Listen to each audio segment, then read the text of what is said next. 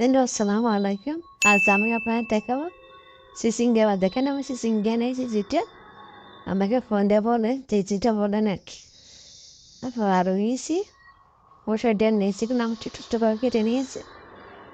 তারপর এখানে ঠেলায় হলুদ ব্যবহার দিছি আর ডালগুলো দিয়ে দিছি।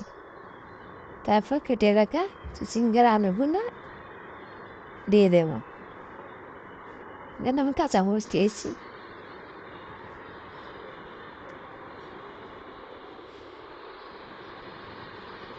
এটা রুটি দিয়ে খাওয়া যায়, ভাত দিয়েও এটা আলাম মজা।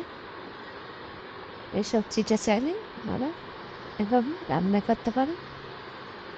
এটা অনেক মজা হয়, রান্না করে দেখিয়ে নেবেন। হয়ে গেলাম চিচিঙ্গা ভাজি। এভাবে আপনারা শেয়ার করিয়েন। আসসালামু আলাইকুম।